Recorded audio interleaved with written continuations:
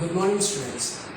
Today, as a part of the series of the video lectures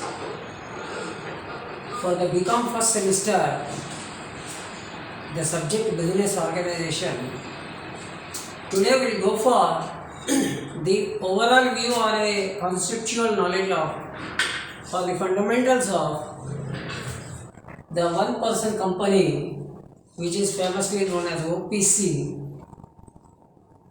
and how and what about the OPC. As already we have covered some different forms of business organizations till date, like sole tradership, partnership, joint stock company, and cooperative societies. We all know that what are their definitions, what are their features, what are their merits and demerits, or the exceptions. Now coming to the question of the studying of the concepts of one person company. If you observe, there are two different things here in the name itself. One person means just like a sole trader. Company, which is having of some features of a company. It's a one form belongs to the sole tradership form of business organization. The other word belongs to the joint stock company form of organization. So it's a revolutionary concept which has been advocated by J.J. Irani in 2005. And after that, there were several debates, there were several adjustments, changes, ratifications, and finally, a new Companies Act instead of the old Indian Companies Act 1956 has been formulated and has been released as the new Indian Companies Act 2013 in India.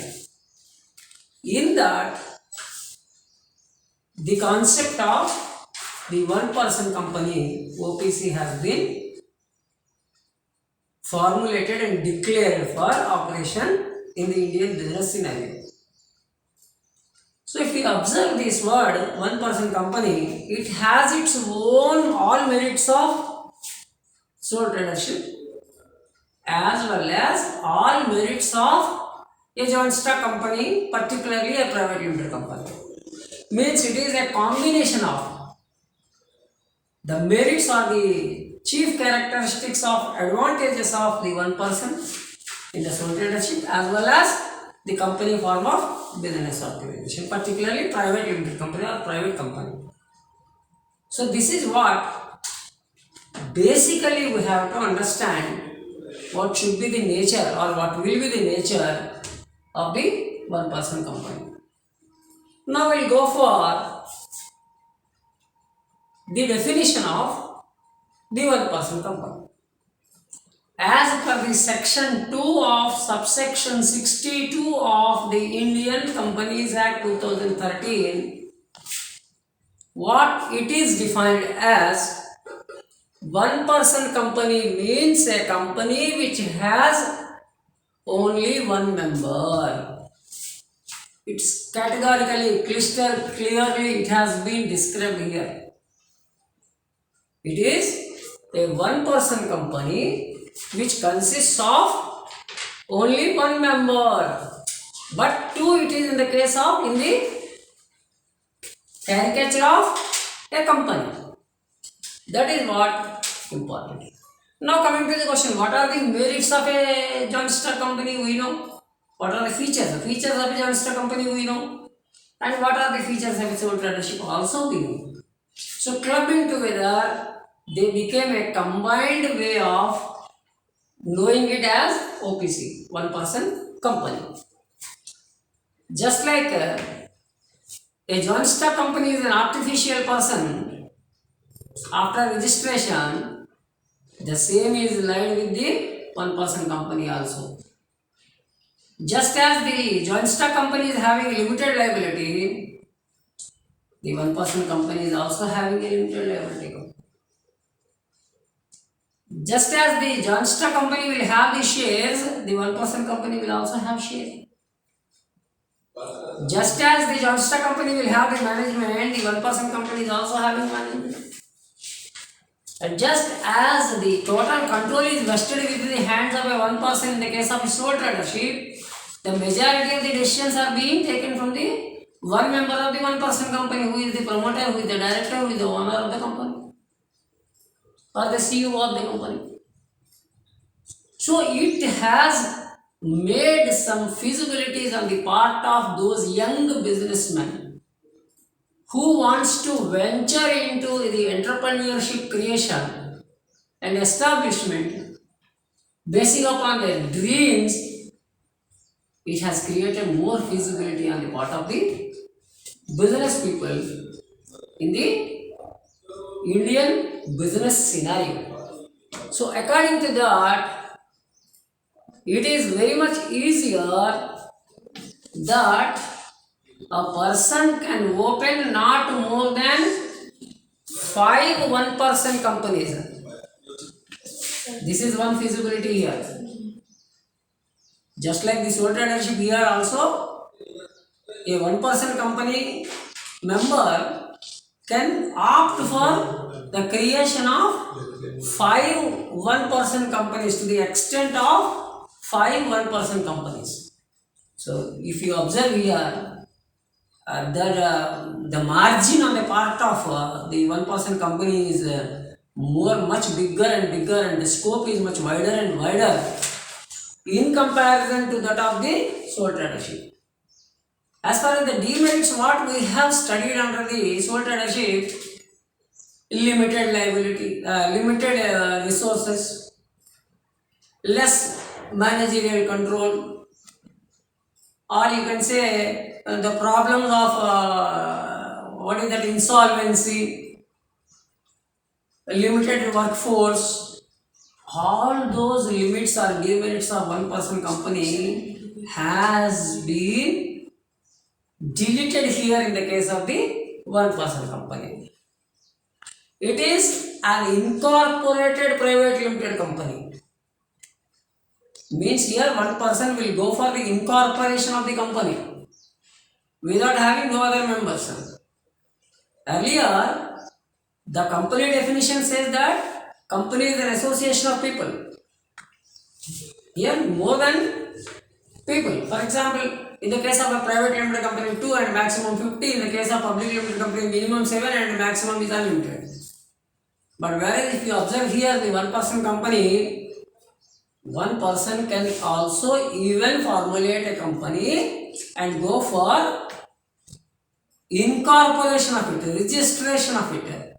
Obtaining the legal status will go for the claiming of all those legal advantages, legal feature of the joint stock company, even to the 1% company.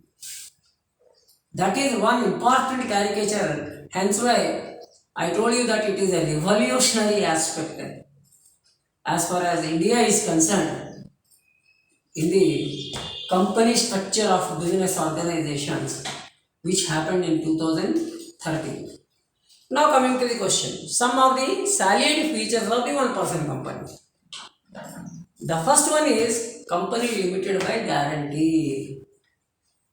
Limited by guarantee means the share capital which is being subscribed by the 1%, just like the promoters of a company or the shareholders of a company, if in the case of any insolvency or any problem or doldrums, the 1% company also will have its liability limited to the extent, and the liability is guaranteed to the extent of the share capital. Next one is limited to the extent of the shares. So what are the n number of shares being subscribed by the person towards the conduction of the business activity as a capital to the business organization, that will be entertained to the extent of the shares only. Now coming to the question, what is the minimum basic level of the share capital should be? There is an initial paid up capital of rupees 1 lakh and there is restriction on the transfer of the shares. And also, just like a private limited company, the one-person company should also not supposed to go for the issue of prospectus. What we have already studied in the joint stock company form of business organization, that except the public limited company, no private limited company should go for the issue of the prospectus for the subscription of the shares from the public. For example, in the case if a private limited company issue the prospectus for subscription of the shares from the public, automatically the private limited company will turn into a public limited company. So that's why, as the one-person company is a combination of sole tradership as well as a private limited company form of organization, the same rule is here also applied here, that the one-person company should not go for the issue of the share capital towards the public with the help of a or through a prospectus. That's why it is prohibited, invitation to the public for the issue of shares. At the same, whenever there is a one-person company registered, it is also essential to mention while the title is there, say for example XYZ Company Limited. Under that, it should be mentioned that clearly it is a one-person company. The words one-person company should be added to that of the name of the company or the organization which has been formulated under the one-person company. Next one, the member of the one-person company has to nominate a nominee with the nominee's written consent and file it with the registrar of the company. Why this nominee is essential?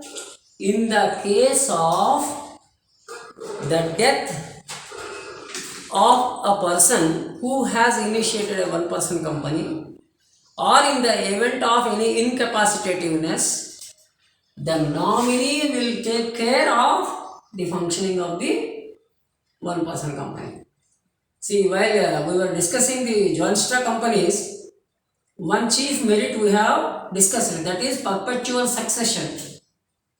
Perpetual succession in the sense, when the members come in or when the members go out, when the members remain, when the members die, whatever it happens, the existence of the company does not have its own influence on it, the existence of the company. It will remain. In the similar manner, when the nominee has been specifically being registered by the one-person company at the time of its registration with the joint stock company registrar, automatically the perpetual succession do also exist in the case of the one-person company also. In the case of any event, unforeseen events or a mishap or some other any situation, automatically the nominee will take care of the running or the functioning of the one-person company.